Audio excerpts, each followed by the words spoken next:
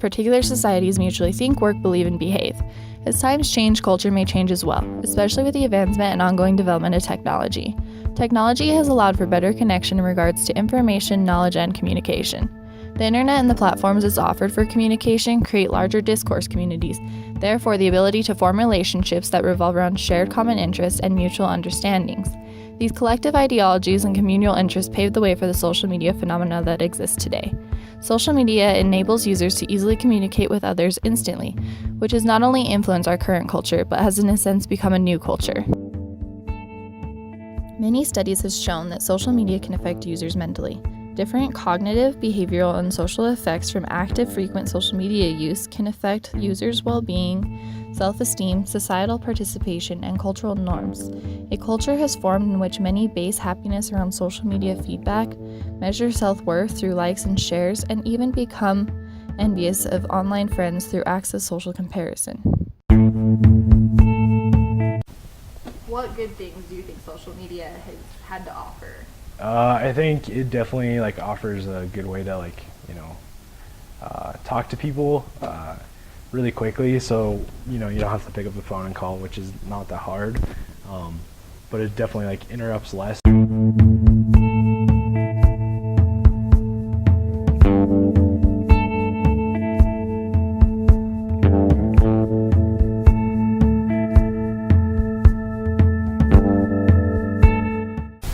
Which social media platform is your favorite? I like Snapchat and Instagram. Those are two of my favorites. And why?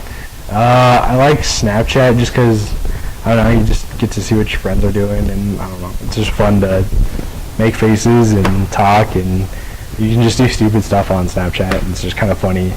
And then Instagram, I follow a lot of nature and nature pages and stuff like that. So you just get to see different parts of the world that you wouldn't be able to see in person or whatever.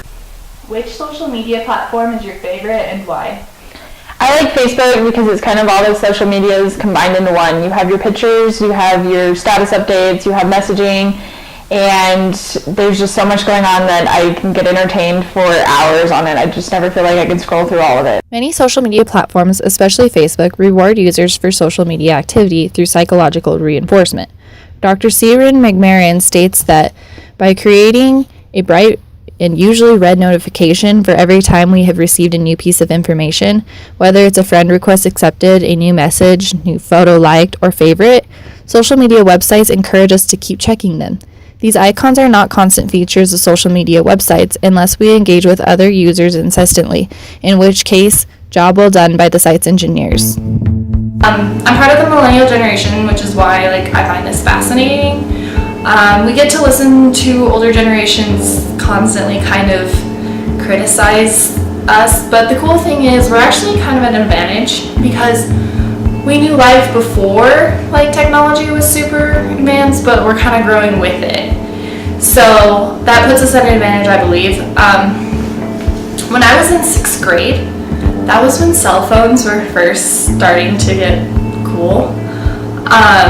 But they didn't even have the capabilities that today's smartphones have. Smartphones play a huge role in social media phenomena because they allow us to access that social media from work, from class, from when we're sitting on the bus. Basically, anytime we find ourselves bored and we don't know how to make eye contact with the person sitting across from us on the bus, so we pick up our phone instead. Or we're almost scared of real interaction, that we would rather do that screen to screen thing, which is kind of interesting. I won't lie, there are times when I check social media when I shouldn't be checking it, and it's kind of an addiction. It's bad.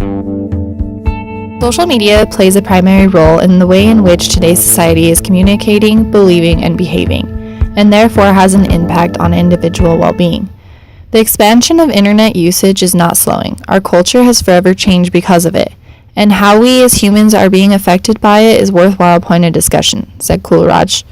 Our culture has become one in which people base their happiness around notification, likes, shares, feedback, and other rewards that social networking sites provide. A lot still remains to be learned about the association between social media and happiness, but as long as the discussion on the issue can continue among society, traditional cultural norms can prevail.